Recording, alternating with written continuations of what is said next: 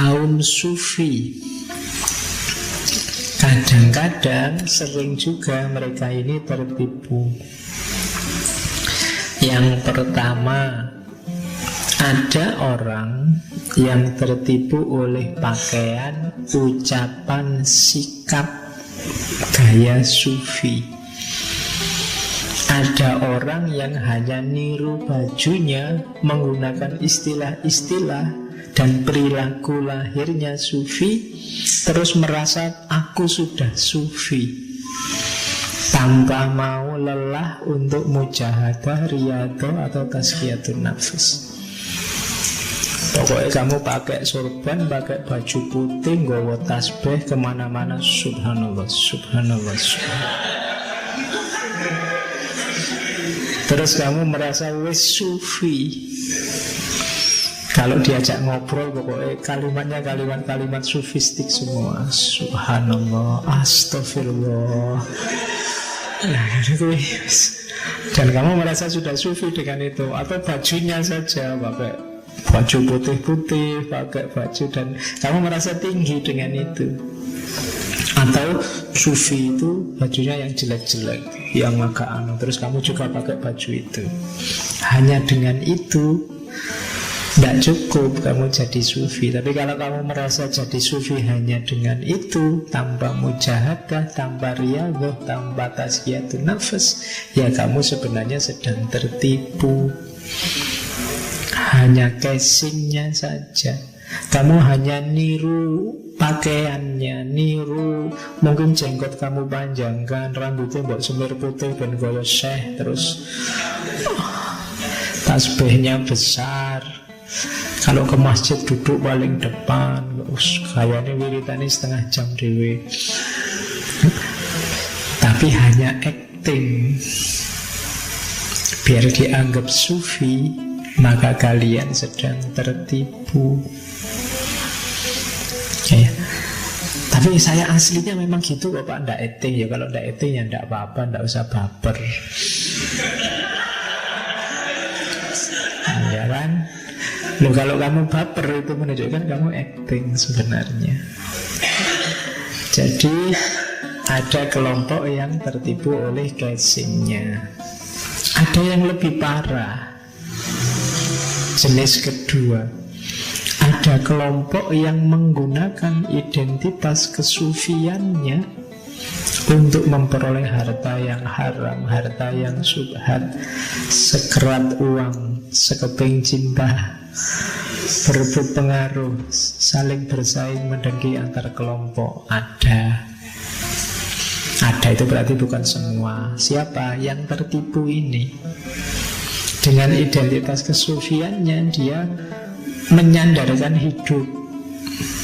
Wah, kalau saya sufi ini nanti kan banyak yang datang ke saya, atau banyak yang undang saya, sehingga saya dari situ dapat maisha, dapat uang. Atau untuk cinta, banyak yang suka padaku. Kalau saya sufi gini, wah, semua datang padaku, salaman, cium tangan, lumayan. Jadi, atau nyari pengaruh. Dengan saya sufi gini, orang segan padaku. Jadi kesufiannya dipakai untuk mengejar kemanfaatan duniawi yang rendah secara sengaja.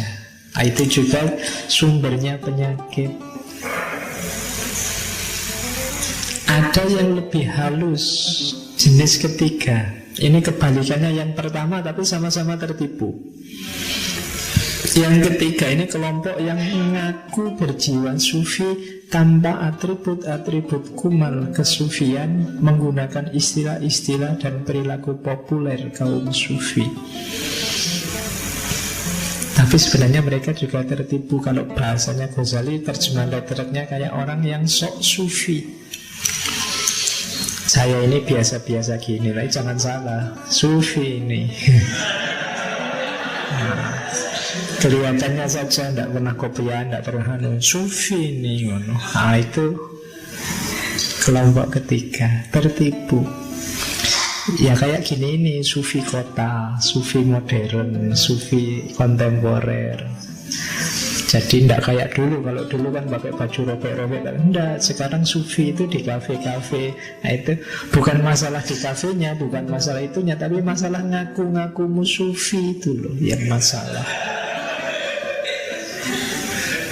Jadi tertipumu di situ. Nggak kayak kalau yang pertama kan jelas kamu pakai sorban, pakai jubah, terus pengen dia. Kalau ini mungkin kamu biasa-biasa saja, tapi kamu merasa bahwa ya ini sufi modern, ya ini ngaku-ngaku sufi, sok sufi. Itulah masalahnya. Jadi hati-hati kalau kalian ada di sini, berarti kalian juga tertipu sebenarnya. Seolah-olah sufi padahal bukan. Seolah-olah derajatmu tinggi padahal tidak. Terus selanjutnya kelompok sufi juga ada tertipu. Tertipu selanjutnya apa? Ada kelompok yang mengaku mencapai tingkatan musyahadah, mukasyafah, sudah melewati banyak makom. Padahal mereka tidak mengenal semua itu selain hanya nama dan kata-kata saja. Mereka bahkan membuat banyak orang tertipu sehingga membuta mengikutinya. Jadi ini biasanya orang-orang yang ngaku-ngaku atau orang-orang yang ceramah dengan kalimat-kalimat sufi yang luar biasa, yang mengagumkan orang. Mari kita mencapai musyahadah dengan cara tazkiyatun nafas, mujahadah yang tiada henti tiap malam. Itu kan menarik orang, bisa mujahadah, bisa mukasyafah, dan seterusnya. Padahal itu hanya nama saja. Yang ceramah tidak melakukan, yang ngomong juga tidak. Orang kagum karena beliau ini ngerti konsep-konsepnya. Terus dianggapnya ngerti konsep saja itu sudah. Banyak orang mengikutinya. Padahal cuma kata-kata. Ya mungkin sama lah kalau saya ngaji tentang Ibnu Arabi, tentang Jalaluddin Rumi, itu mungkin sebagian besar hanya kata-kata saja. Dan kamu kagum, luar biasa Rumi, Ibnu Arabi. Kagummu pada Ibnu Arabi, pada Rumi, jangan-jangan mengimbas, anggap aku juga kayak gitu. Kok yang tidaklah aku merasa juga kayak gitu. Nah itu berarti aku tertipu, kamu tertipu oleh kata-kata. Seolah-olah ketika saya ngomong tentang mukasyafah, aku sudah mukasyafah, dan kamu menganggap aku juga sudah mukasyafah. Nah, jadi aku tertipu, kalian tertipu. Jadi ini ngajinya orang-orang yang tertipu. Oke, ada kelompok selanjutnya di antara para sufi. Ada kelompok yang mengaku tenggelam dalam rindu dan cinta pada Allah, mengaku mabuk sama Allah, tapi ternyata dia belum kenal Allah dan segala sifat-sifatnya, sehingga dia malah melakukan sesuatu yang dibenci oleh Allah, mengutamakan hawa nafsunya atas nama Allah. Ini banyak. Kadang-kadang kalian kan dapat berita orang yang ngaku-ngaku Imam Mahdi, ngaku-ngaku sufi, ngaku-ngaku tenggelam dalam mabuk Allah, tapi kelakuannya ternyata hal-hal yang dibenci oleh Allah. Atau sebenarnya itu mengikuti hawa nafsunya, tapi atas nama Allah. Dan beberapa kali di media kan ada berita misalnya ustadz yang nakal pada santriwatinya misalnya. Dan santriwatinya gak berani bantah. Kenapa? Karena waktu si ustadznya mau nakal atas nama Allah. Iya. Kalau sudah atas nama Allah kan rawani bantah deh. Tadi malam saya dapat ilham. Iya, saya dapat isyarat dari Allah loh. Santri ini tidak wani bantah kalau sudah begitu perintahnya Allah. Jadi akhirnya tertipu.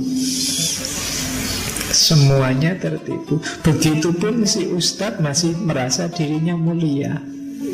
Ini menunjukkan ketertipuan. Untuk keuntungan duniawi, dia memanfaatkan kategori-kategori ajaran-ajaran sufistiknya. Nah, ini ketertipuan kaum sufi. Ada lagi, ternyata dunia sufi banyak juga tipuan-tipuannya. Untungnya tidak ada ketertipuan kaum filosof. Tapi tidak ada di kitab ini. Nah, Ghazali menulis sendiri kan satu kitab khusus, Tahafutul Falasifah. Kalau di Tahafut Falasifah bukan ketertipuan, tapi kekacauan. Kekacauan para filosof. Pada saatnya kita angkat perdebatan Ghazali dan Ibn Rus. Oke, kelompok ketiga. Ada kelompok sufi yang terlalu fokus pada satu amalan dan melupakan dimensi yang lain termasuk hatinya. Misalnya ada yang fokus untuk soal makanan saja. Pokoknya saya mau nyari makanan yang halal saja. Ini tidak salah, benar. Cuma kadang-kadang konsentrasinya ke situ terus, itu saja yang diperhatikan. Urusan hati, urusan yang lain diabaikan. Ini juga tertipu. Mau apa saja dicek. Ini minuman ini halal apa haram, mau apa saja. Itu menghabiskan waktunya hanya untuk satu itu juga tertipu. Mungkin kalian punya amalan apa yang jadi fokusmu mati-matian tiap hari. Pokoknya tidak boleh putus amalan ini.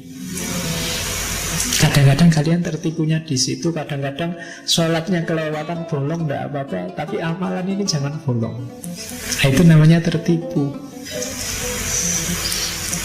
Kemudian kalau ini sama dengan yang tadi, ada orang yang ngaku sufi, kemudian mengaku sedang mengabdikan kesufiannya untuk manusia, kemudian entah sadar apa tidak mengeruk harta dunia dari jamaahnya, murid-muridnya, tapi tidak dipakai sendiri, untuk diinfakkan kembali. Targetnya memang dengan diinfakkan kembali, dia semakin dikenal oleh jamaahnya, dianggap orang yang pemurah.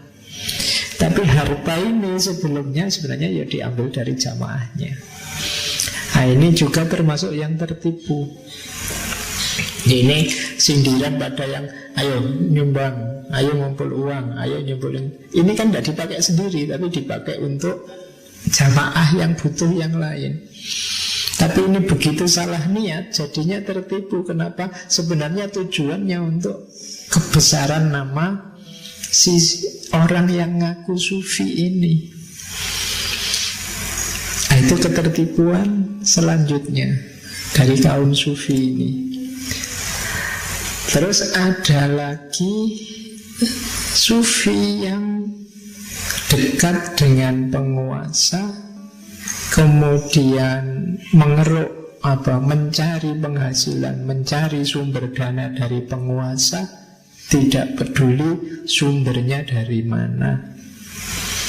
Ini juga sufi-sufi yang tertipu. Kalau ini sudah jelas, tidak perlu dijelaskan. Selanjutnya ada sufi yang sibuk menyelidiki cacat jiwa orang lain sampai lupa cacat jiwanya sendiri. Ini ketertipuan selanjutnya.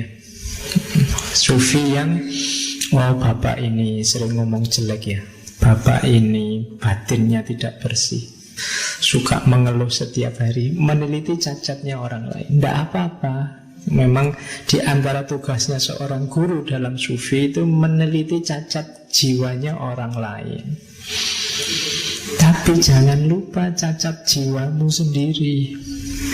Kalau kamu lupa dengan cacat jiwamu sendiri, berarti kalian termasuk orang-orang yang tertipu. Kan ada memang kan sekarang sufi-sufi tertentu yang tampil mungkin di TV, di mana yang wah, bapak ini sering sakit hati ya, sering ngomel ya, kayak gitu. Itu kan meneliti cacat jiwanya orang lain. Tidak apa-apa, asal tidak lupa cacat jiwanya sendiri. Katanya Ghazali, ini kayak orang yang mempersiapkan orang lain, membantu orang lain untuk berangkat haji, dia sendiri nggak berangkat haji. Itu orang yang suka meneliti cacat jiwanya orang lain. Kalau ini agak tinggi. Ada sufi yang melakukan suluk, mendaki makom demi makom, terpesona oleh makrifat, terus berhenti. Perjalanan suluk itu indah, dari makom ke makom, nikmatnya luar biasa. Nanti ada banyak pengalaman di situ. Hati-hati jangan tertipu oleh pengalaman-pengalaman luar biasa ini, karena tujuan akhirnya seorang sufi adalah Allah. Kalau tertipu di situ, ya sudah. Kalau terpesona dengan pengalaman-pengalaman luar biasa ini, berarti sedang tertipu. Wah, makrifat, alhamdulillah Pak, saya sekarang ngerti macam-macam yang orang lain sembunyikan, saya paham. Ketika kalian nyampe makom ini dan terpesona di situ dan tidak melanjutkan perjalananmu, berhenti di situ, disitulah kamu sedang tertipu. Jadi ini levelnya lebih tinggi. Kalau ini sufi beneran, menempuh suluk tapi tertipu oleh pengalaman-pengalaman luar biasa. Karena sufi itu biasanya ketika mengalami akhwal, diberi oleh Allah anugerah, kadang-kadang bentuknya karomah yang luar biasa, mereka kadang tertipu di situ.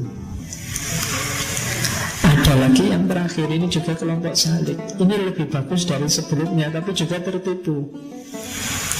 Ini orang suluk yang pokoknya jalan saja, melakukan amalan-amalan, tidak tengok kiri kanan, yang tidak tertipu oleh hal-hal luar biasa. Cuma ilmunya kurang, sehingga perjalanannya tidak tuntas, merasa sampai padahal belum. Ini juga bahaya. Banyak kan yang kemudian ngaku-ngaku dapat ilham, ngaku-ngaku sudah sampai ketemu Allah, dapat wahyu, dapat wasit, macam-macam. Ini sebenarnya ada yang kurang, itu kurang ilmunya.